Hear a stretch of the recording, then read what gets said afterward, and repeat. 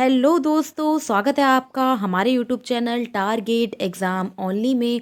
आज की क्लास में हम सी टेट में ईवीएस का प्रैक्टिस सेट नंबर 13 को करेंगे। इससे पहले मैंने आपको 12 प्रैक्टिस सेट करा दिए हैं। अगर आपने मेरी क्लास नहीं देखी है तो आप हमारे YouTube channel target exam only पर जाकर वहाँ मैंने सभी क्लासेस की प्लेलिस्ट बना दी है।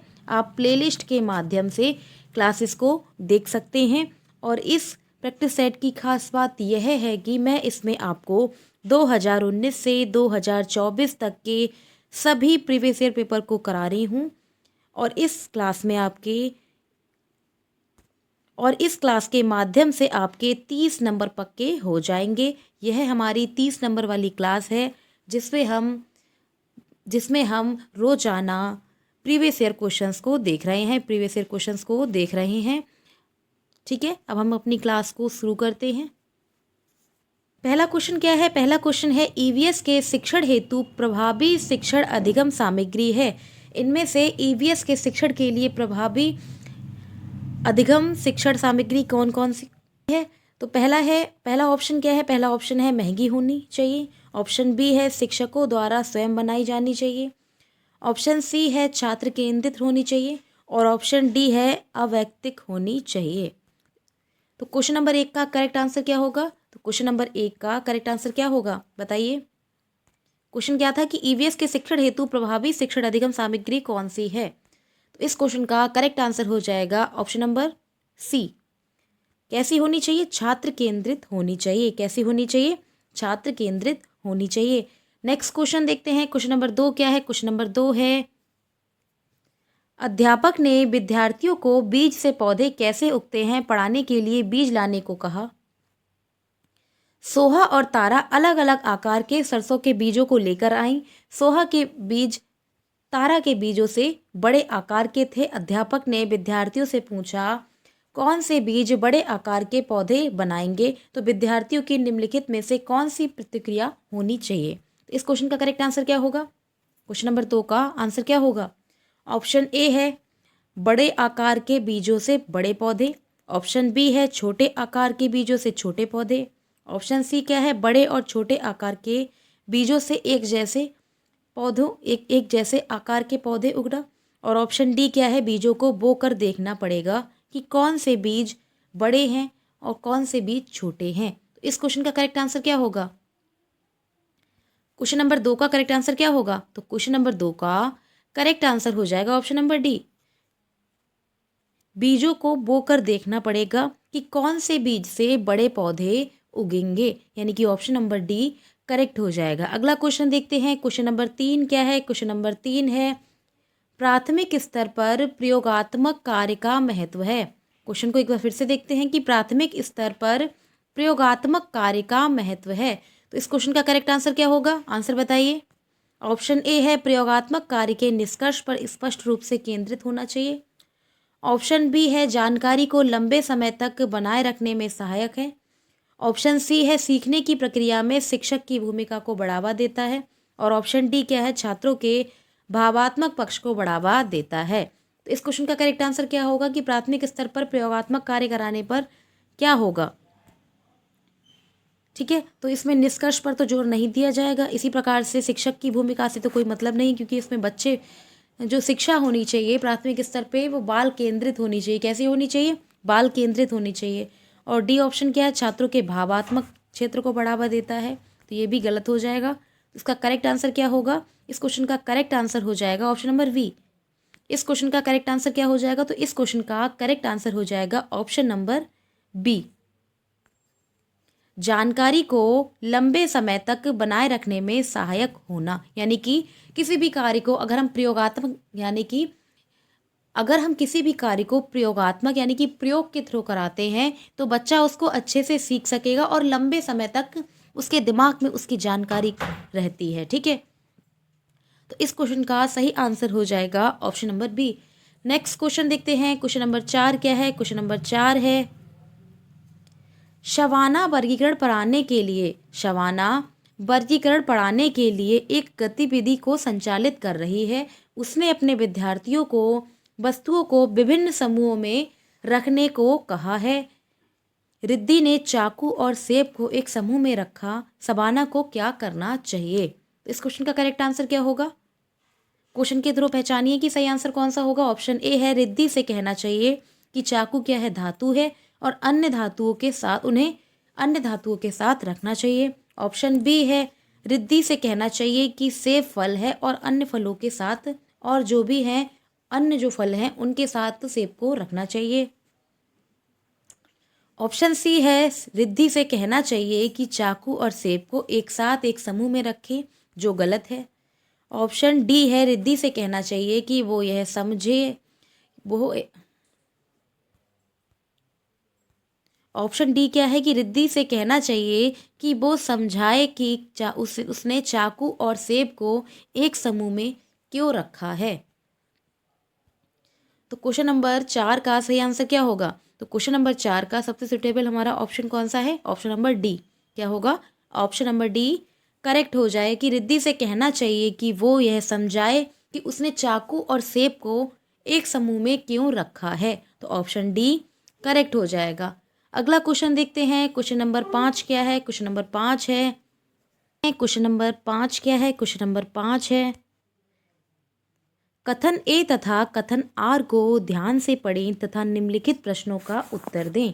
तो कथन ए क्या दे रखा है?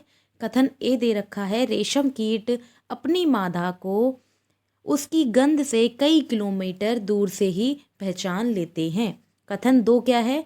कथन आर दे रखा है कि कुछ मादा कीट फेरोमोन छोड़ते हैं जिसके गंध को कि नर कीट जो होते हैं वो पहचान लेते हैं। तो इसमें कौन सा कथन सही होगा, बताइए।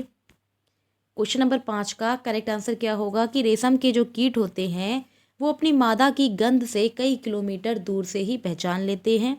कथन बी क्या है? कथन आर जो है उसमें दे रखा है कि कुछ मादा कीट फेरोमोन छोड़ते हैं जिसकी गंध को नर कीट पहचान लेते हैं। निम्नलिखित में से कौन सा इसमें ऑप्शन करेक्ट होगा?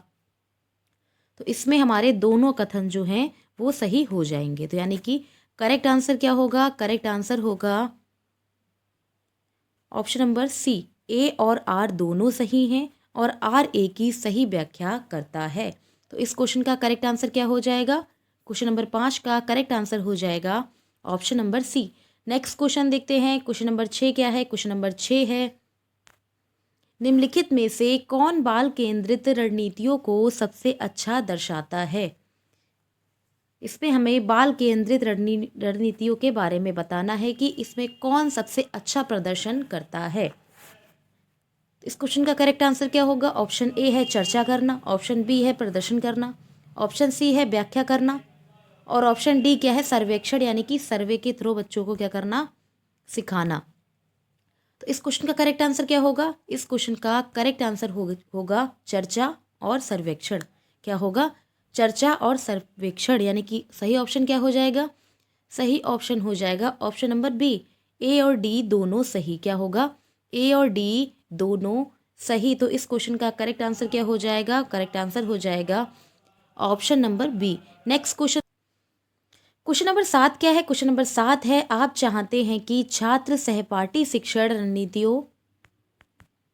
क्वेश्चन नंबर 7 क्या है? क्वेश्चन नंबर 7 है आप चाहते हैं कि छात्र सहपाठी शिक्षण रणनीतियों द्वारा सीखें, आप समूह कैसे बनाएंगे? एक टीचर चाहता है कि बच्चों का जो समूह जो है वो सहपाठी शिक्षण रणनीतियों के थ्रू बनाया जाए। तो आप समूह कैसे बनाएंगे, यानी कि जो टीचर है वो समूह किस प्रकार से बनाएगा? ऑप्शन नंबर 1 है भागीदारी और सहयोग के आधार पर एक विषम समूह बनाकर, यानी कि जिसमें गर्ल्स भी हो और बॉयज़ भी हों। ठीक है। ऑप्शन बी है समान लिंग, ऑप्शन बी है समान लिंग और सामाजिक आर्थिक पृष्ठभूमि के 5 छात्रों का एक समूह बनाएं। ऑप्शन सी है रोल नंबर के हिसाब से 4/5 विद्यार्थी, यानी कि 4/5 विद्यार्थियों का ग्रुप बनाएं। ऑप्शन डी क्या है? ऑप्शन डी है परीक्षा में प्राप्त अंकों के अनुसार छात्रों का एक समान समूह बनाएं। तो इस क्वेश्चन का करेक्ट आंसर क्या होगा? क्वेश्चन नंबर 7 का करेक्ट आंसर बताइए। तो क्वेश्चन नंबर 7 का करेक्ट आंसर हो जाएगा ऑप्शन नंबर ए कि भागीदारी और सहयोग के आधार पर एक विषम समूह बनाया जाए, जिसमें क्या हो? जिसमें लड़के और लड़कियां मिक्स हों। ठीक है। जिसमें गर्ल्स और बॉयज़ क्या हो? मिक्स हो, जिससे जेंडर वाइज ना हो। जिससे जेंडर वाइज ना हो, सभी को समान रूप से अधिकार प्राप्त हो। तो इस क्वेश्चन का करेक्ट आंसर क्या होगा? तो इस क्वेश्चन का करेक्ट आंसर हो जाएगा option number A. Next question देखते हैं। क्वेश्चन नंबर 8 क्या है? क्वेश्चन नंबर 8 है, क्वेश्चन नंबर 8 है, एक ईवीएस शिक्षिका ने अपने विद्यार्थियों को जानवरों के बारे में पढ़ाया और उन्हें निम्नलिखित कार्य करने के लिए कहा। तो इस क्वेश्चन का करेक्ट आंसर क्या होगा? ऑप्शन ए है आसपास के विभिन्न पशुओं के नाम, ऑप्शन बी है विभिन्न पशुओं की गतिविधियों का अवलोकन करना, ऑप्शन सी है अवलोकन के आधार पर पशुओं को श्रेणियों में बांटना, और ऑप्शन डी क्या है? पशु की परिभाषा कीजिए। तो क्या दिया है कि उपयुक्त में से कौन सा प्राथमिक स्तर के विद्यार्थियों के लिए उपयुक्त नहीं है? तो कौन सा ऑप्शन जो प्राइमरी में बच्चे पढ़ते हैं उनके लिए उपयुक्त नहीं है? तो इस क्वेश्चन का करेक्ट आंसर क्या होगा? तो क्वेश्चन नंबर 8 का करेक्ट आंसर क्या होगा कि कौन सा ऑप्शन इसमें उपयुक्त नहीं है। क्वेश्चन में पूछा गया है कि कौन सा ऑप्शन उपयुक्त नहीं है। तो इसमें क्वेश्चन में कौन सा उपयुक्त नहीं होगा? तो पशु की परिभाषा, जबकि विभिन्न पशुओं के नाम ये भी बच्चे कर सकते हैं। ठीक है, इनके थ्रू बच्चे क्या कर सकते हैं? सीख सकते हैं। इसी प्रकार से विभिन्न पशुओं की गतिविधियों का अवलोकन कर सकते हैं और अवलोकन के आधार पर पशुओं को श्रेणियों में बांट सकते हैं, जैसे कि ये कुत्ता है, ये बिल्ली है, ये गाय है, ये भैंस है। तो इस प्रकार से बांट सकते हैं। तो इस क्वेश्चन का करेक्ट आंसर क्या होगा? तो इस क्वेश्चन का करेक्ट आंसर हो जाएगा option number D. Option number D हो जाएगा करेक्ट। ठीक है, ऑप्शन 8 का करेक्ट आंसर हो जाएगा option number 2। Option number 2 correct हो जाए, केवल डी। ठीक है, नेक्स्ट क्वेश्चन देखते हैं। क्वेश्चन नंबर 9 क्या है? क्वेश्चन नंबर 9 है, व्यापक मूल्यांकन का अर्थ है एक छात्र का मूल्यांकन करने का समग्र तरीका। जिस तरीके से ईवीएस शिक्षक ईवीएस के व्यापक मूल्यांकन के लिए अपने छात्रों का आकलन कर सकता है, वह कौन सा है? तो इसमें ऑप्शन नंबर ए दे रखा है गतिविधियों के मूल्यांकन के लिए रेटिंग स्केल, ऑप्शन बी है पोर्टफोलियो, ऑप्शन सी क्या है? अर्धवार्षिक और वार्षिक परीक्षाएं, ऑप्शन डी क्या है? उपयुक्त सभी। इस क्वेश्चन का करेक्ट आंसर क्या होगा कि व्यापक मूल्यांकन के लिए एक शिक्षक ने छात्रों का मूल्यांकन करने का समग्र तरीका देखा। जिस तरीके से एक शिक्षक क्या कर सकता है? व्यापक मूल्यांकन के लिए छात्रों का आकलन कर सकता है। तो इसमें क्वेश्चन का सही आंसर क्या होगा? तो उपयुक्त सभी, यानी कि गतिविधियों के मूल्यांकन के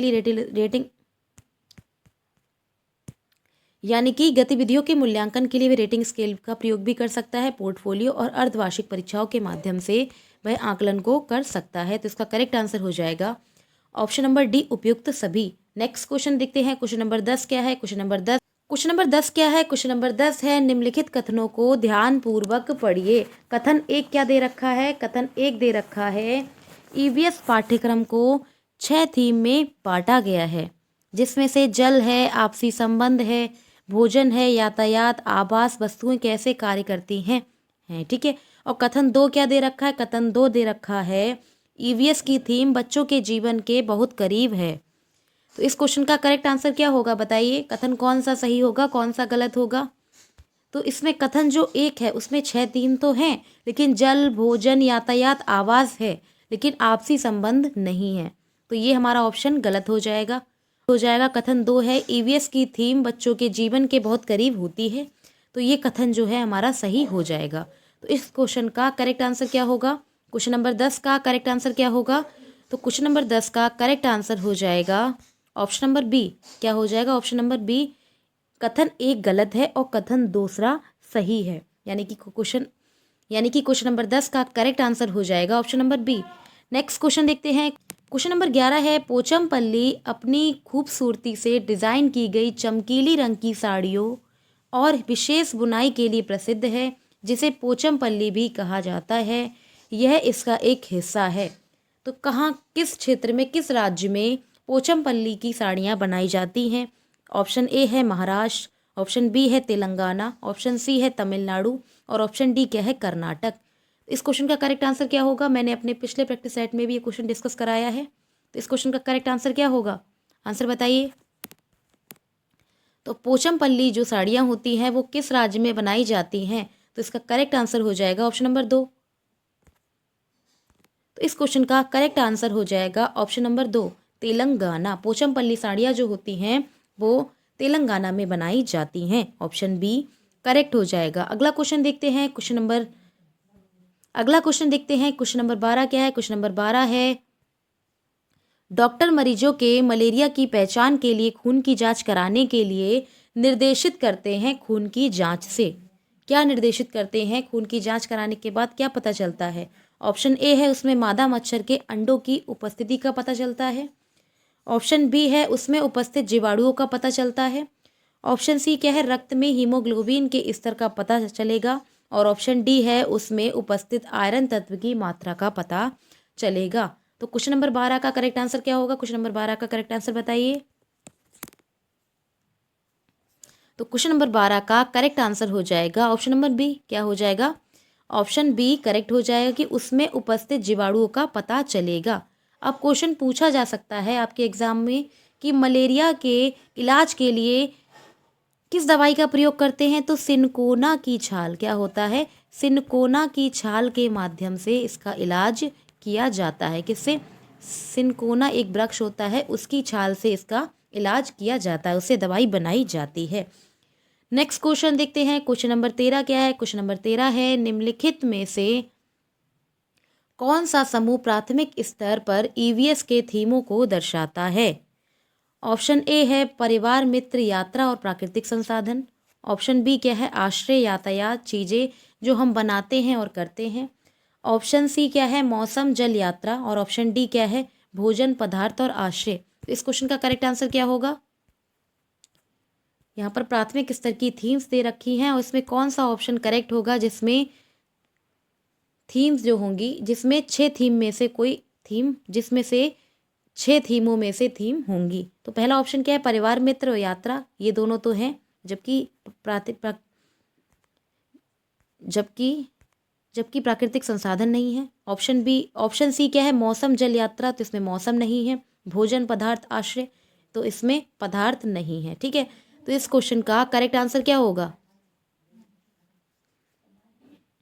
क्वेश्चन नंबर 13 का करेक्ट आंसर क्या होगा? तो क्वेश्चन नंबर 13 का करेक्ट आंसर हो जाएगा ऑप्शन नंबर बी। क्या हो जाएगा? ऑप्शन नंबर बी, यात्रा, आश्रय और चीजें जो हम बनाते हैं और करते हैं। ऑप्शन बी करेक्ट हो जाएगा। अगला क्वेश्चन देखते हैं। क्वेश्चन नंबर 14 क्या है? क्वेश्चन नंबर 14 है,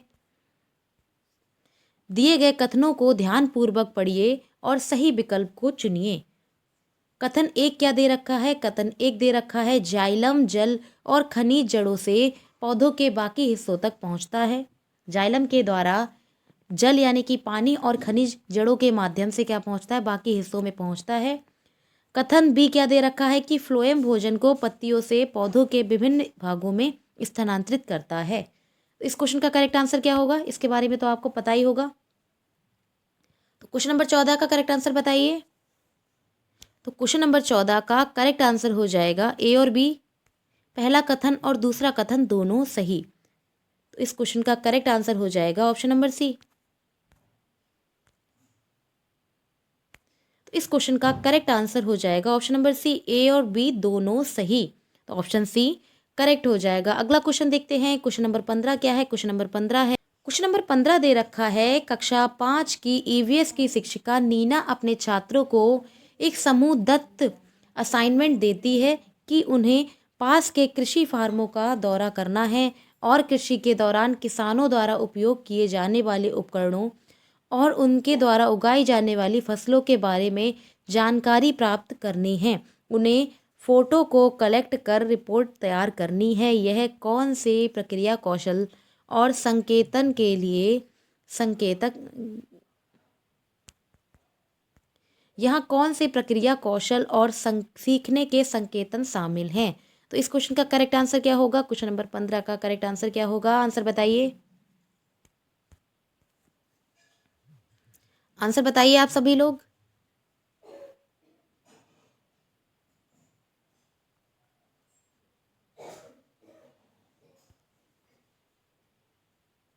तो क्वेश्चन नंबर 15 का करेक्ट आंसर क्या होगा? क्वेश्चन नंबर 15 का करेक्ट आंसर हो जाएगा ऑप्शन नंबर बी, प्रश्न करना, अभिव्यक्ति करना और अनुमान लगाना, यानी कि ऑप्शन नंबर सी करेक्ट हो जाएगा। अगला क्वेश्चन देखते हैं। क्वेश्चन नंबर 16 क्या है? क्वेश्चन नंबर 16 क्या दे रखा है? क्वेश्चन नंबर 16 है, रवि ने एक गिलास में जल लिया उसमें उसने एक साबुत नींबू डाल दिया। फिर वह उस गिलास में बहुत सारा नमक डाल देता है, आधा चम्मच एक बार में। कुछ समय पश्चात उसने पाया, क्या पाया? जब किसी रवि ने क्या किया, एक गिलास लिया और उसमें क्या किया, एक नींबू को डाल दिया। पानी भरे हुए गिलास में क्या किया, नींबू को डाल दिया। फिर उसने गिलास में बहुत सारा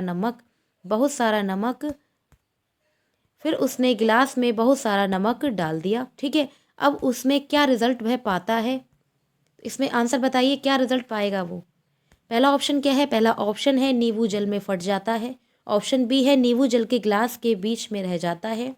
ऑप्शन सी है नींबू जल में डूब जाता है। और ऑप्शन डी क्या है, नींबू जल में तैरता रहता है। तो इस क्वेश्चन का करेक्ट आंसर क्या होगा? क्वेश्चन नंबर 16 का करेक्ट आंसर क्या होगा? तो क्वेश्चन नंबर 16 का करेक्ट आंसर हो जाएगा ऑप्शन नंबर डी, नींबू जल में तैरता रहता है। अब क्वेश्चन पूछा जा सकता है कि नींबू जल में किस कारण तैरता है, तो इसका कारण क्या हो जाएगा? इसका मुख्य कारण हो जाएगा घनत्व के कारण। तो इसका मुख्य कारण हो जाएगा नींबू जल में घनत्व के कारण क्या करता है, तैरता रहता है, जिससे उत्प्लावनशीलता हो जाती है। जिससे क्या होता है, नींबू आसानी से तैरता रहता है। घनत्व के कारण ही नींबू आसानी से तैरता रहता है। तो क्वेश्चन नंबर 16 का करेक्ट आंसर हो जाएगा option number D. Next question देखते हैं, क्वेश्चन नंबर 17 क्या है? क्वेश्चन नंबर 17 है सीमा एक शिक्षिका। क्वेश्चन नंबर 17 क्या है? क्वेश्चन नंबर 17 है सीमा एक ईबीएस शिक्षिका ने अपने विद्यार्थियों के लिए चिड़ियाघर एक क्षेत्र भ्रमण यानी कि फील्ड ट्रिप का आयोजन किया। निम्नलिखित में से कौन चिड़ियाघर की यात्रा के सबसे उपयुक्त उद्देश्य हैं? तो इस क्वेश्चन का करेक्ट आंसर क्या होगा? क्वेश्चन नंबर 17 का करेक्ट आंसर बताइए। चिड़ियाघर के जंतुओं के नाम याद करना। ऑप्शन बी है जंतुओं से संबंधित अवधारणाओं को जोड़ना। ऑप्शन सी क्या है, प्रक्रिया कौशल को बढ़ावा देना। और ऑप्शन डी क्या है, चिड़ियाघर में विद्यार्थियों का अधिगम आकलन करना। तो इस क्वेश्चन का करेक्ट आंसर क्या होगा कि एक शिक्षिका है जिसका नाम सीमा है, वह बच्चों को एक फील्ड ट्रिप कराना चाहती है। वह बच्चों को फील्ड ट्रिप कराती है, चिड़ियाघर घुमाती है। अब वह बच्चों के लिए निम्नलिखित में से कौन सा चिड़ियाघर की यात्रा में सबसे उपयुक्त उद्देश्य उसका होगा कि जिससे कि किस प्रकार से बच्चे सीख सकेंगे। तो इस क्वेश्चन का करेक्ट आंसर क्या होगा? ऑप्शन ए क्या है, चिड़ियाघर के जंतुओं के नाम याद करना, ये गलत हो जाएगा। ऑप्शन बी है जंतुओं से संबंधित अवधारणाओं को जानना, बिल्कुल सही बात है। बच्चे उसमें क्या करेंगे, जोड़ने का कार्य करेंगे। ऑप्शन सी क्या है, प्रक्रिया कौशल को बढ़ावा देना, बिल्कुल सही बात है। ऑप्शन डी क्या है, चिड़ियाघर के विद्यार्थियों के अधिगम का आकलन करना। तो इस क्वेश्चन का करेक्ट आंसर क्या होगा? क्वेश्चन नंबर 17 का करेक्ट आंसर बताइए। तो क्वेश्चन नंबर 17 का करेक्ट आंसर हो जाएगा ऑप्शन नंबर 17 का करेक्ट आंसर हो जाएगा option number 4, B C D. क्या होगा? बी सी डी, यानी कि ऑप्शन नंबर 4 करेक्ट हो जाएगा। अगला क्वेश्चन देखते हैं, क्वेश्चन नंबर 18 क्या है? क्वेश्चन नंबर 18 क्या है? क्वेश्चन नंबर 18 है घड़सीसर झील के संबंध में निम्नलिखित में से कौन सा कथन सही नहीं है? घड़सीसर झील के संबंध में कौन सा कथन सही नहीं है? ऑप्शन ए क्या दे रखा है? ऑप्शन ए है यह 9 तालाबों से जुड़ी हुई है। ऑप्शन बी है यह झील आज भी प्रयोग में है। ऑप्शन सी है इसे जैसलमेर के राजा घड़सी ने बनवाया। और ऑप्शन डी क्या है, इसे लगभग 650 वर्ष पहले बनाया गया था। तो क्वेश्चन नंबर 18 का करेक्ट आंसर क्या होगा? तो क्वेश्चन नंबर 18 का करेक्ट आंसर बताना है हमें कि कौन सा सत्य नहीं है, तो इसका करेक्ट आंसर क्या हो, क्वेश्चन का करेक्ट आंसर क्या होगा? तो इस क्वेश्चन का करेक्ट आंसर हो जाएगा ऑप्शन नंबर बी, यह झील आज भी प्रयोग में है। तो ऑप्शन बी गलत हो जाएगा। ठीक है, जबकि घड़सरी झील के संबंध में यह 9 तालों से जुड़ी हुई है। ठीक है, जबकि घड़सरीसल झील के संबंध में यह 9 तालों से जुड़ी हुई है। इसे जैसलमेर के राजा घड़सी ने बनवाया और यह 650 वर्ष पुरानी बनी हुई है। तो इस क्वेश्चन का करेक्ट आंसर क्या हो जाएगा? क्वेश्चन नंबर 18 का करेक्ट आंसर हो जाएगा option number B. Next question देखते हैं, क्वेश्चन नंबर 19 क्या है? क्वेश्चन नंबर 19 है ईबीएस की पाठ्य पुस्तकों को विद्यार्थी स्कूल के जीवन को उनके बाहर के जीवन से जोड़ने के लिए एनसीएफ 2005 की सिफारिश को प्रतिबंधित करना चाहिए, इसका अर्थ क्या है। क्वेश्चन को एक बार फिर से देखते हैं कि ईवीएस पाठ्यपुस्तकों को विद्यार्थी के स्कूल के जीवन को उनके बाहरी जीवन से जोड़ने की एनसीएफ 2005 की सिफारिश को प्रतिबंधित करता है। तो इस क्वेश्चन का करेक्ट आंसर क्या होगा, आंसर बताइए। ऑप्शन नंबर ए है, पाठ्यपुस्तकें विद्यार्थियों को उनके आसपास के सभी स्रोतों के माध्यम से ज्ञान का निर्माण करने में सहायता प्रदान करती हैं। ऑप्शन बी है, शिक्षकों को पाठ्यपुस्तकों को शिक्षण अधिगम संस्थानों में एक संसाधन के रूप में उपयोग करने की आवश्यकता है, बिल्कुल उपयोग करने की आवश्यकता है। ऑप्शन सी क्या है, छात्रों को ईवीएस की कुछ महत्वपूर्ण अवधारणाओं को याद करने के लिए मजबूर करना चाहिए, ये गलत हो जाएगा। और ऑप्शन डी क्या है, ऑप्शन डी है, पाठ्यपुस्तकें ज्ञान का एकमात्र केंद्र हैं, गलत हो जाएगा।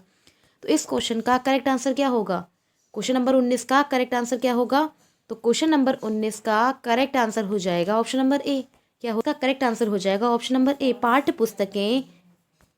पाठ्यपुस्तकें विद्यार्थियों को उनके आसपास के सभी स्रोतों के माध्यम से ज्ञान का निर्माण करने में सहायता करती हैं। तो ऑप्शन ए करेक्ट हो जाएगा। अब हम अगला क्वेश्चन देखते हैं। क्वेश्चन नंबर 20 क्या है, क्वेश्चन नंबर 20 है, एनसीईआरटी की ईवीएस पाठ्यपुस्तक के अध्याय बहीदा प्रिज्म और एक डॉक्टर के रूप में नौसेना में उनके अनुभव का वर्णन कीजिए। इस अध्याय को शामिल करने के क्या कारण हैं। तो इस क्वेश्चन का करेक्ट आंसर क्या होगा, कूट के थ्रू बताइए। कि जो बहीदा जो है वो एक नौसेना में अनुभव प्रदान करती हैं, एक डॉक्टर है जो प्रिज्म और एक डॉक्टर के रूप में कार्य करती हैं, उनके अनुभव के बारे में हमें बताना है। तो इस क्वेश्चन का करेक्ट आंसर क्या होगा, क्वेश्चन नंबर 20 का करेक्ट आंसर बताइए। ऑप्शन ए है, उनका अनुभव लैंगिक रूढ़ियों को चुनौती देता है। ऑप्शन बी क्या है, ऑप्शन बी है, उसकी कहानी सशस्त्र बलों में एक चिकित्सा अधिकारी के जीवन की एक झलक देती है।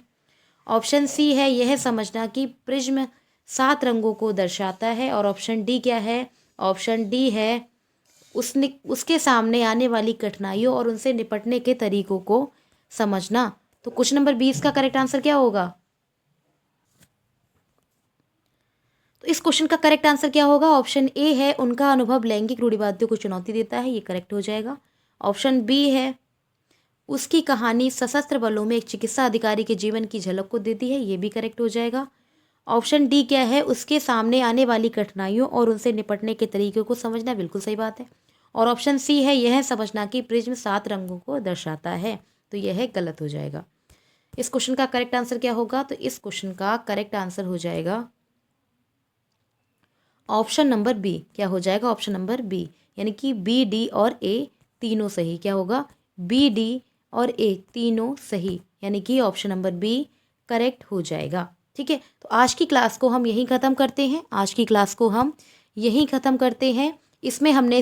इस क्लास में हमने सी टेट का ईवीएस नंबर 13 को कंप्लीट किया है। इससे पहले मैंने 12 क्लासेस करा दी हैं। अगर आपने क्लासेस नहीं देखी हैं तो आप हमारे YouTube channel target exam only पर जाकर वहाँ प्लेलिस्ट के माध्यम से सभी क्लासेस को देख सकते हैं। क्लास अच्छी लगी तो लाइक शेयर सब्सक्राइब करें। Thank you.